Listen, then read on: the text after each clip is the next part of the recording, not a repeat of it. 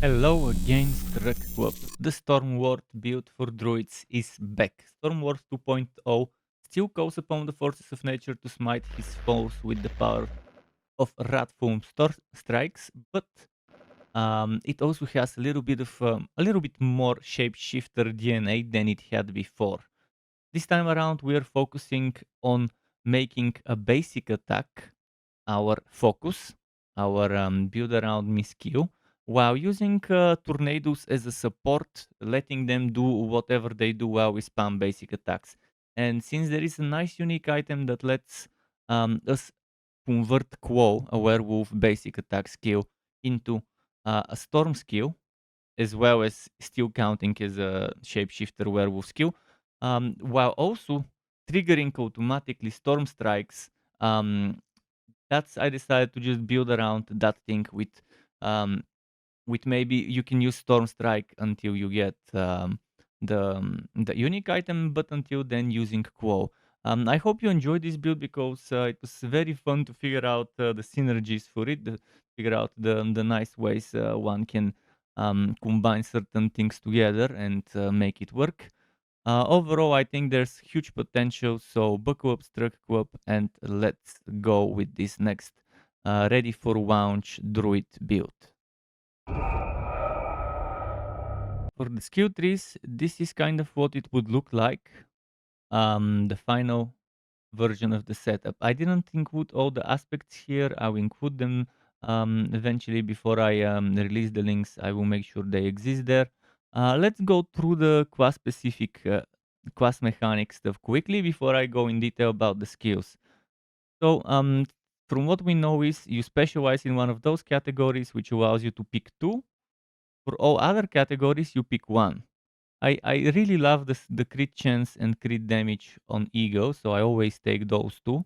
I really love weariness, reduced damage taken from elites, especially considering with this build you would be up close and personal spamming basic attacks. Then Calm Before the Storm is a great fit for this setup. Nature magic skills have up to 15% chance to reduce the cooldown of your ultimate skill by 2 seconds. And again, eventually Quo will count as a storm slash nature skill as well as werewolf slash shape shifting. So it should be able to trigger this while you're spamming Quo, and since it's a basic attack skill, you don't need to wait for anything other than the attack speed to end before you can start the next one. You don't need spirit, you don't need cooldowns, you can just spam it, which means triggering this as much as possible. Bolster 45 for 10% of your maximum life when you use a defensive skill. Considering we have two defensive skills, I think this is good, especially during boss fights. During boss fights, you might want to consider swapping out Cyclone Armor for Earthen Bulwark, but Cyclone Armor, we are making it work in such a way where this non-physical damage reduction is also applied to physical damage. So I personally would still see if it works well with Cyclone Armor. And if you're having trouble surviving, Earthen Bulwark is always there as an additional barrier plus fortify kind of combo that you can stack on top of this. Now for the skills, as you can see, I'm using Quo, upgraded to Wild Quo. But let's switch, I guess, to I'll first show them Quo, Tornado, Tycoon Armor, Bloodhound, Hurricane, and Cataclysm. Now I need to switch to my spreadsheet because it's easier to show you why I've picked one over the other there. Poisoning we do not need. That's kind of I guess self-explanatory why we're not going for poison. If we go back here, you would see that Storm Strike is a great option. I just used it already in the setup, and I realized that Quo would be perfect fit. But if you go Storm Strike, um, we have plenty of ways to make enemies vulnerable, but at the beginning you might want to use Fierce Storm Strike. And eventually, once you think, okay, I've got plenty of other ways to make enemies vulnerable, let's do change two additional targets. Something that could make this build interesting is if you also put 1, 2, 3 points, so that auto casting Quo with the unique item I've picked would also apply this fierce version on it, but that would require sacrificing 3 points from elsewhere, so that's just optional. For Tornado, Raging Tornado, again, 10% chance for enemies to become vulnerable, and since you'll be spamming Quo all the time, you will be building spirit, draining it for tornadoes, and keep building spirit. That would be your rotation. Quo until you've got full spirit, then spam some tornadoes, let them do their thing, keep doing quo, and yeah, it's pretty much. I'd rather go this way than that way with the tornado. Heart of the Wild 1 point only, just so we can get 3 points into wild impulses. But because again, we want Tornado to do as much as damage possible, even if it means it will cost a little bit more spirit, because we have basic attacks as the center piece, so we'll be spamming it, we'll be getting attack speed for it and stuff like that. Having a chance to attack twice means chance to get twice the spirit build and twice the procs. Here, 1 point in 3 points, I mean, into Predator Instinct, 0 in the rest. Bloodhound and Cyclone Armor, both of those are 1 pointers, obviously enhanced, and the spirit version of Bloodhound works well. The attack speed would work nicely, but if you think you would rather have the spirit, pick it. Otherwise, the attack speed one would be fun because the more basic attack hits, the more procs, the more triggers of Storm Strike, and the more spirit you would gain. So either way is good, but I would recommend going with this until you're sure that you can neglect this. You can avoid using this 20 spirit and get this attack speed. Here, needless to say, a little bit more vulnerable always would be nice, so we don't have to rely on the fear storm strike stuff. Then we have 0 points here into the Hawk Companion. No active companion as well. Hurricane is a 1 pointer, enough for us to have it at 1 point. Enhanced, and I prefer natural over savage. Personally, I think it's the better thing for us to have. Just a moment, because here we cannot see the. Yeah, again, another way to make enemies vulnerable. So elemental exposure, just a single point, because again, this will be triggering a lot with the basic skill.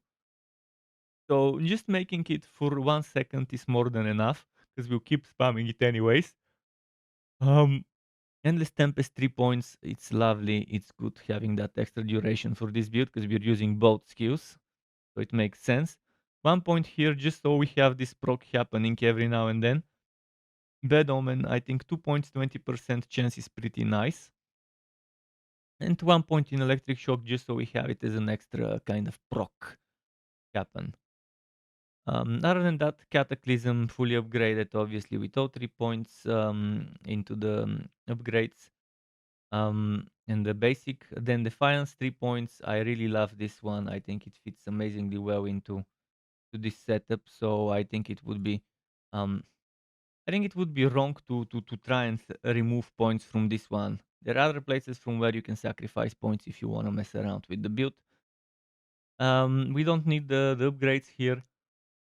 Defensive posture, I think it's nice. I think it's nice. This build doesn't have that much fortify, but from the few sources we have it, I'd rather us get more of it when we do. This is one of those sources. So 1 point in quick shift just so we can unlock heightened senses and natural fortitude. Again, more damage reduction against elites, pretty nice. And fortify when we shapeshift. And keep in mind, you will be shapeshifting back and forth. Will count as a storm skill eventually, but even then, it will still shapeshift you into a wolf. So you'll be going back and forth between wolf and human. This also makes you wolf. This one makes you human form. So you have 2 werewolf out of 6 skills, and you will be benefiting a lot from things like this. So this works nicely, I think, and on paper at least. And Perfect Storm, obviously the build around me key passive for the Storm Ward, we still pick that one. I did mention unique item, and I've got multiple sources confirming to me that you can equip more than one unique item. One of them even claimed that the developer confirmed it somewhere online. I couldn't find that developer confirmation, but in any case, I have people who played in the closed beta confirming you can have more than one unique. So while in December 2020 they announced that unique items are replacing mythicals, And while back then it said one item equipped in the icon of the skills. Right now it says unique equipped, and right now people have confirmed that only with rings you cannot have two of the same unique ring, or with one-handed weapons and stuff like that. You cannot dual wield the same unique more than once. Uh, so in a way they are still kind of unique, but the thing that they developers wanted to avoid, which is, as in their words, they wanted to avoid having a rarity that would override all the other rarities and be the best and go for rarity. But in a way that's how it is. If you can only equip one unique item, it will really be unique, and it definitely won't feel like a rarity that's better than legendary. But right now most of the uniques are much better than legendaries. Few of them are kind of on equal terms as a legendary, but in the end, most people would probably have 3, 4, maybe 5 unique items per build if they can get those to drop, as opposed to just having one very important build around me item. But all that said, I would suggest as a top pick, top unique item to look after to try and get great stuff of the crown, 4 ranks to quo. That by itself would have been enough of a reason, but then to crowd controlled enemies is given, and then Quo is now a storm skill and also casts Storm Strike at 120, 150% normal damage. This needs to be on a new row. I'll put it later. Um, it gives you even more damage to close enemies. So this and this all together give you up to like 40 extra damage to close enemies. Then damage to crowd controlled enemies and non-physical damage, which again pretty solid. But keep in mind, proccing Storm Strike at 120 to 100%, 150% of its normal damage. This by itself is amazing. Being able to proc that while using Quo. Um, there are two more unique items I could recommend, and those would be Tempest Roar Helmet, or when doing farming for Helltides, the Shake or the Harlequin Crest. This one, 2 rank 12 skills, 70% crafting material drop rate, amazing for Helltides. Then you have cooldown reduction and other stuff. This one gives you your base storm skills are now werewolf skills. There used to be a legendary aspect called Storm Beast aspect. Not sure if that still exists because it pretty much used to give you the same shit, the same Wookiee hit and the same storm skills are now also werewolf skills. So if Storm Beast aspect doesn't exist, definitely this one would be needed. Damage while shapeshifted, poison resistance, maximum spirit, life on kill. But this one, chance to grant extra spirit, is nice on a helmet, mind you. So I've added some notes on how to rearrange the items. If you need them, read them. They're on the website and they will be on this spreadsheet here. Next up, the legendary aspects, something extremely important for every build. Um, that's the list. That's the list here. Helm, Storm Shifter, Amulet, Night Howler, Chest, Aspect of Might, Pants, Aspect of Cyclonic Force, Gloves, Storm Chasers aspect, Boots Exploiter aspect, Ring 1, there is a temporary aspect that you know more about in a moment after reading the notes. So Runeworker's Conduit aspect here, Storm Beast aspect is here on Ring 2. And this one again, it might not exist anymore because it gives the exact same stuff as the unique item I showed you the stuff. So most likely something else will need to go here. And it's easy to just move overcharged, for example, or rapid. So one-handed weapon and offhand is what I would recommend until you get the two-handed unique stuff. And I would suggest rapid aspect in the one-handed weapon, overcharged in the offhand. If you're using a two-handed weapon, overcharged is sacrificed. And again, if this one doesn't exist, might as well put overcharge there or another resource aspect, such as, for example, Umbro. So yeah, you remove rapid aspect and overcharged. Rapid one, after you get the unique item, replaces Rune Worker. So Overcharged is removed from the build, Rune Worker is removed from the build, and Rapid goes in ring 1 if you get that two-handed staff. And again, if this one doesn't exist as a ring item, that means you can keep Rune Worker in the ring, um, and put Rapid here, or you can replace this one, or you can replace this one with Rapid and put Overcharged here. This is also an option. So you decide which one to keep between this and this, but I definitely would never lose Rapid. Rapid is a must-have for this build. So whether you sacrifice Rune Worker or Overcharged, it's up to you, and that's only if Storm Beast aspect doesn't exist, and it probably doesn't. There are again two alternatives, which is the Tempest Roar Helmet and the Hurricane Crest. This is how you rearrange the items.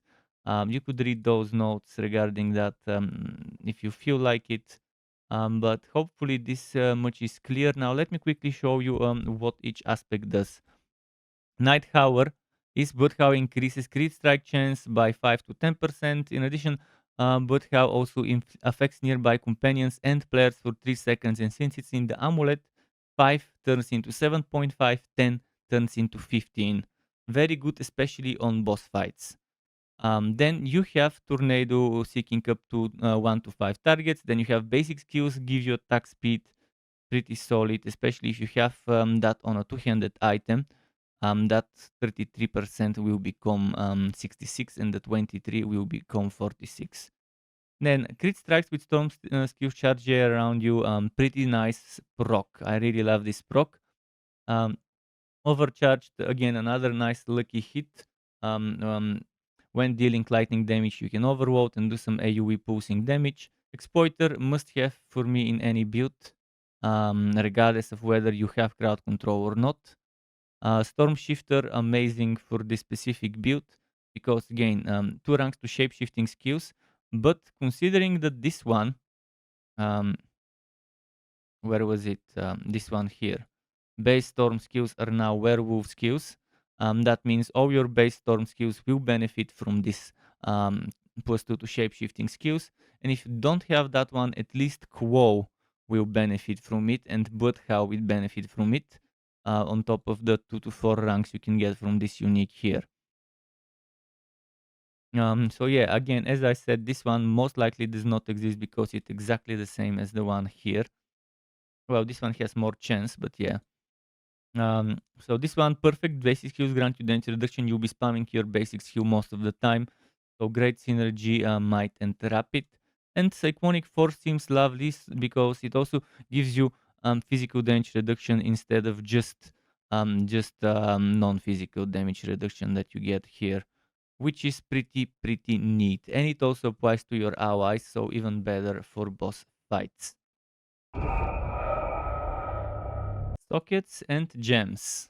I have shortlisted 6 useful sockets, useful gems that could work very well for this build, which would be Diamond, Skull, Sapphire, Ruby, Emerald, and Topaz. So the blue, the white, the, well, Skullish, the green, the red, and the yellow. Topaz is top tier pick for the weapon, basic skill damage. This would be I rarely use this in builds for obvious reasons, because normally I just put 1 point in the basic skill. But in this case, it's a must-have. It's 16.7% with a chipped, which is the second tier. So this gets better and better and better for another several tiers. Alternatively, if you don't have Topaz, good stuff for the weapon would be the Ruby for overpower damage. Emerald is amazing. I would go Emerald as the second pick, especially on bosses. For bosses, it's easy to keep vulnerable on bosses. It's hard to keep crowd control on bosses. So for mobbing, Ruby and Sapphire could be great. But Emerald on boss fights, especially world bosses like Ashava, Avarice, and so on, pick number 1, pick number 2 for weapons. This one's also decent, this one's also decent, but those are lowest in priority. Armor, skill, Ruby, Sapphire. I would go maximum life is top priority. Then second priority might be Maybe diamond if you think, but I would say this is second priority, sapphire, because we don't have much bear generation. That's why I even excluded it here as a suggestion. It's okay because again, I don't think we have enough barrier generation to make it justifiable. So number three would be the skull. And for jewelry, obviously, diamond, unless you need certain resistances more than others. Then obviously pick whatever that one resistance is. For the suggested gear rows, I've split 40 something out of 300-ish into two tiers: higher priority tier and lower priority. Lower priority tier, again, things that are not as important but still useful. The higher priority, again, right now I don't have the time needed to split them into top one is at the best priority at the top, lowest priority at the bottom.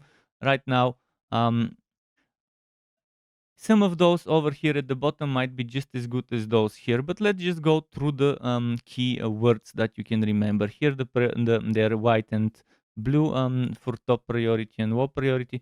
Here, they're orange and goldenish on my website. Keywords to remember would be damage, critical strike damage, and critical strike chance. Key damage types, physical and lightning. You're looking for those. Types of skills and categories of skills would be basic skill, core skill, then rat, werewolf, shape shifting, nature, and storm. So nature and storm would be nice. Shape shifting and werewolf also definitely nice. Priority should go to werewolf shape shifting over nature and storm. Priority goes to basic over core. Rat is okay, but lowest priority out of all of those. Other keywords to look for would be wiki hit chance. Ranks. Ranks either to the certain skills. Priority goes to quo as a specific skill. Second priority would be tornado. Or to those categories I mentioned. Then you have again the types of damages with all of those. So you're looking again for those types of danger or those categories with the keywords I mentioned.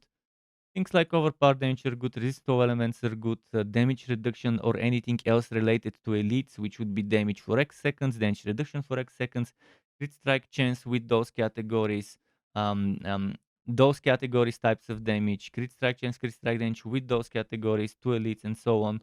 Um, there's a lot of stuff to look for, but again, I tried to make a list of some of the useful things. Since you can only reroll one stat out of all on an item, it will be very difficult to min-max and get everything perfectly rolled. Eventually, after launch, I'll try to make this as a list for each item type, for each SWAT, like I used to do for Chaos Bane. But for now, I'd rather just list them like that so I can manage to make the builds I want before the game launches. Werewolf, shapeshifted, all of those. Again, another keyword. Fortify, good keyword. Crowd controlled, or a certain type of crowd control. In general, there's a lot of useful stuff that can go in the various different slots, and just read the lists and hopefully this helps. For the Paragon boards, as you might have seen from my previous videos, I do stage 1 and stage 2. So the first stage would be with less skill points. In this case, it's pretty much the skill points you would have at level 94 if you have 0 Paragon points from Renown, or if you have all 20 Paragon points from Renown at level 89, you should have the Paragons look this way. Now, the other one is fully spent all the points. 20 points from Renown, max level. This is what it would look like. You would see there are some differences, but in general, I've tried to focus on getting the most important stuff first and then filling, returning back to some of the other boards, as well as you can see, adding one more board. I'll go one by one, but it's very important to make sure you're picking the right sockets to go into the right boards. Some boards are better if you want to do dex socket. Some boards are better than others. The same goes for willpower or intelligence. Some boards are just better for that stat than the other ones because they have more of those nodes. So as usual, I'm starting with the damage and life, skipping one of the life. Then we're moving on, taking some willpower, which is the druid's main stat. And here in the basic board, we're using werewolf. For every 5 willpower purchase within range, you deal X increased damage while in werewolf form, and if you get the 40, which we did get early, you get 10 damage reduction while in werewolf form. My guess is go here, then move sideways. 1, 2, 3, 4. Get this damage, this intelligence, this damage, and this damage. Then get this one before you exit, because this 5 willpower by itself gives you the 9.6 damage while in werewolf form. In fact, if you feel like it, you could get this before getting that. Although I would first get that one before getting this. And eventually you leave from here. And the next board you connect, and you connect it in this way, would be this one, the Thunderstruck board.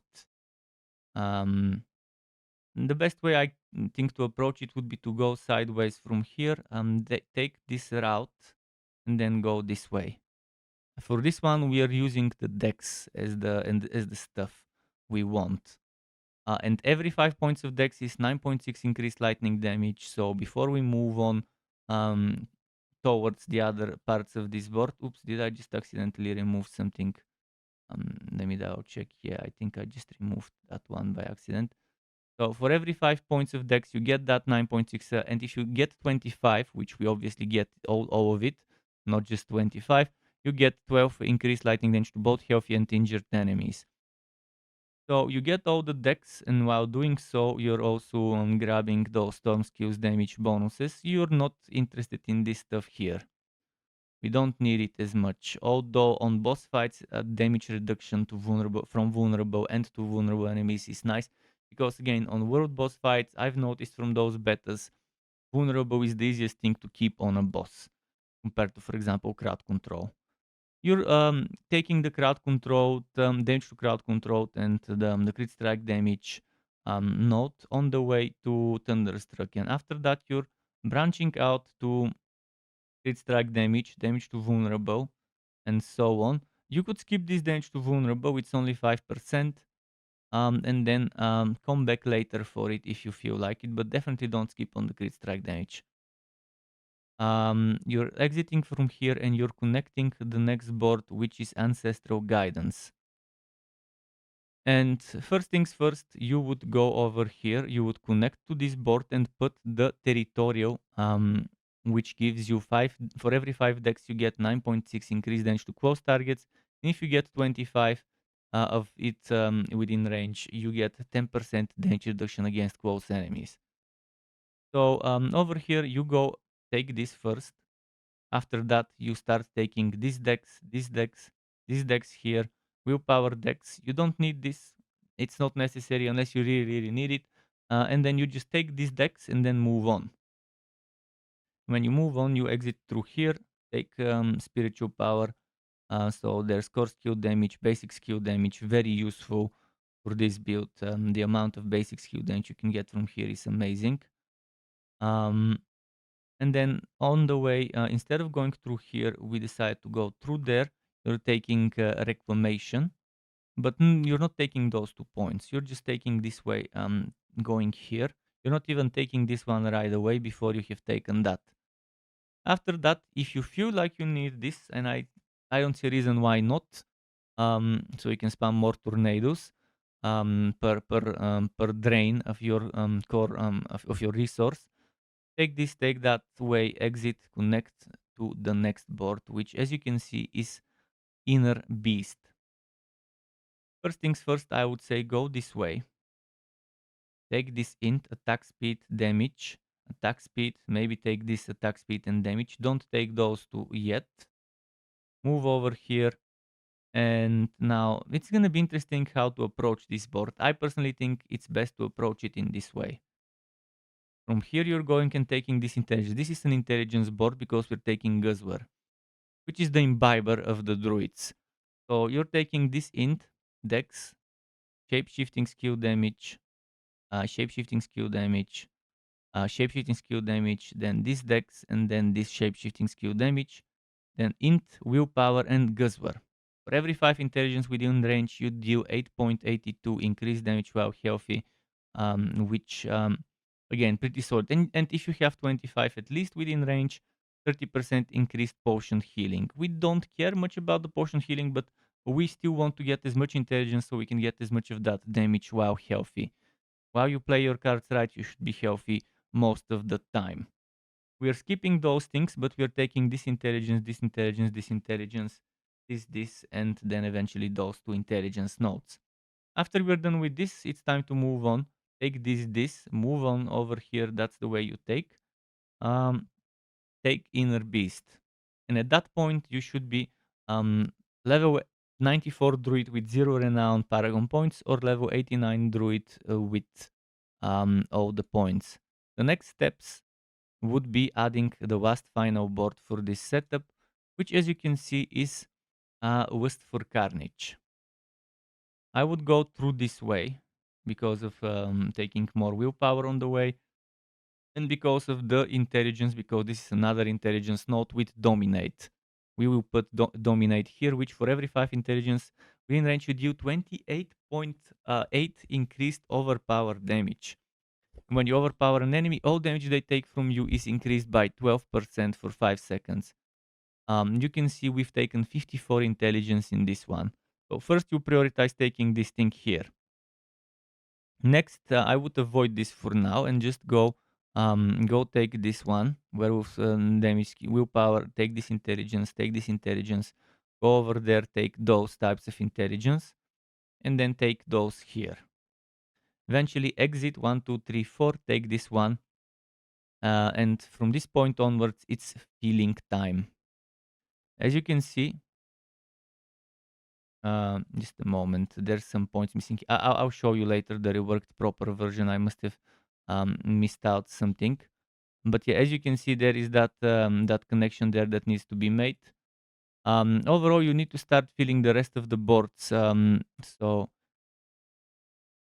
when you open the links in the description, you would see exactly what the difference is between board 1 and board 2, because here I was missing those points. Must have accidentally removed them or put them elsewhere, but hopefully it was clear which ones were the important boards and which ones were the important nodes and what to prioritize in which order. To get notified when I upload more content like this one or other builds and guides for Wooter and not so Wooter games, you can subscribe to my channel and hit that bell button to not miss out on notifications. As well as keep in mind there's something called memberships on YouTube, which lets you be a paying member for my channel to get access to perks such as emotes and badges made by me, as well as the option to get one-on-one tutoring for the very basics of Adobe Photoshop, Premiere and After Effects. And memberships can be cancelled at any time if you no longer want to be a member. Thanks for watching all the way until the end, Struck Web. Keep it cool until next time, and goodbye.